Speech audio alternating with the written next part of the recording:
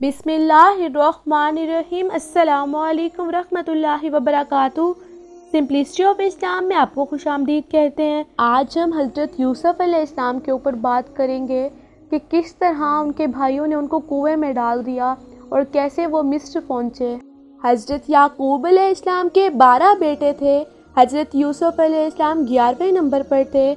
हज़रत याकूब अलैहिस्सलाम अपने बेटे यूसुफ को बहुत चाहते थे। हज़रत यूसुफ अलैहिस्सलाम ने एक बार ख्वाब में देखा कि 11 सितारे और चाँद और सूरज मुझे सजदा कर रहे हैं। उन्होंने ये ख्वाब अपने बाप को बताया। बाप ने हज़रत यूसुफ को मना कर दिया कि ये ख्वाब अपने सुतेरे भाइयों को ना बताए। सूरा यूसुफ की आयत नंबर 4 और 5 में है, जिस वक्त यूसुफ ने अपने बाप से कहा कि ए बाप, मैंने 11 सितारों और सूरज और चाँद को ख्वाब में देखा कि वो मुझे सजदा कर रहे हैं। उन्होंने कहा कि ए बेटे, अपना ख्वाब अपने भाइयों के सामने ना बयान करना, वो तेरे लिए कोई ना कोई फरेब बना देंगे। बेशक शैतान इंसान का सरी दुश्मन है। 11 सितारे और सूरज और चाँद से मुराद 11 सितारे इनके भाई और सूरज और चाँद माँ बाप। और ये जो सजदा है जो हज़रत यूसुफ को किया गया था, वो सजदा ताज़ीमी है जो पहली उम्मतों में जायज़ था, हमारी शरीयत में जायज़ नहीं। हज़रत याकूब समझ गए कि हमारा कोई ख़ास मामला होने वाला है इस बेटे के साथ। हज़रत यूसुफ अलैहिस्सलाम के सौतेले भाइयों ने मिलकर मशवरा किया कि हमारे अब्बा जान यूसुफ अलैहिस्सलाम को बहुत चाहते हैं और हमको इतना नहीं चाहते, इसलिए यूसुफ को जान से मार दिया जाए।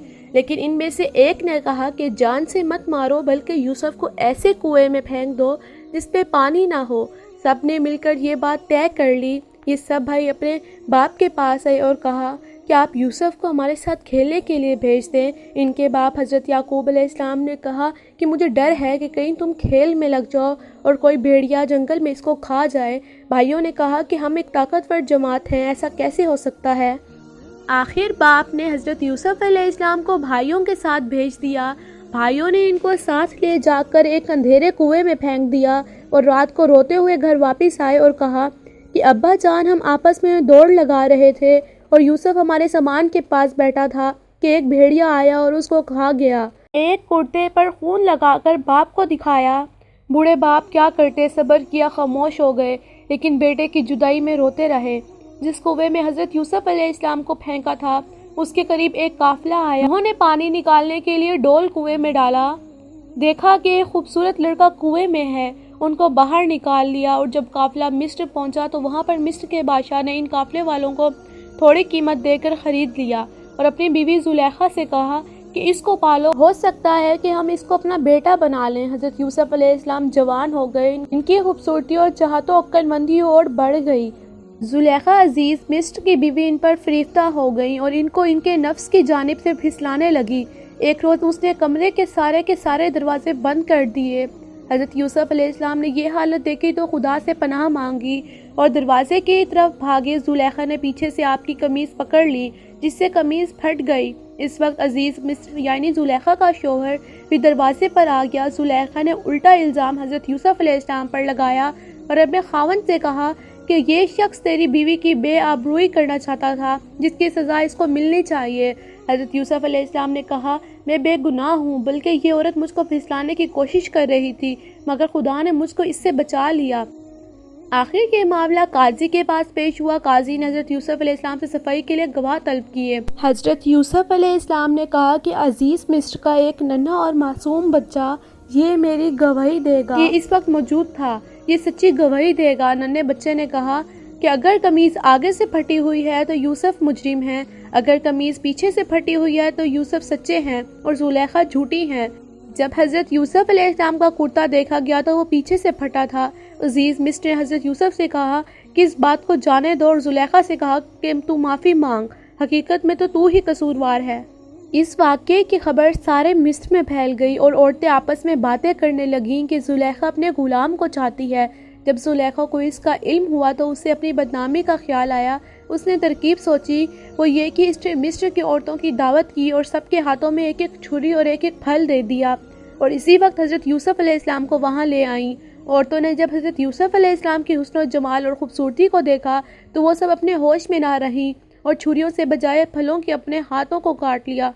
कहने लगी, वाकई ये कोई इंसान नहीं, फरिश्ता है। زلیخا نے ان عورتوں سے کہا کہ یہ وہی شخص ہے جس کے لیے تم مجھے ملامت کرتی ہو، میں حقیقت میں اس کو چاہتی ہوں، اگر اس نے میری محبت کو ٹھکرا دیا تو میں اس کو قید کرا دوں گی۔ حضرت یوسف علیہ السلام کو جب اس کا علم ہوا تو انہوں نے اللہ تعالیٰ سے دعا کی کہ اے اللہ تو ہی مجھ کو بچا سکتا ہے، اگر میں ان عورتوں کے فریب میں آ گیا تو میں جاہلوں میں سے ہو جاؤں گا، اس سے یہ بہتر ہے کہ مجھے قید خانہ میں ڈال دیا جائے۔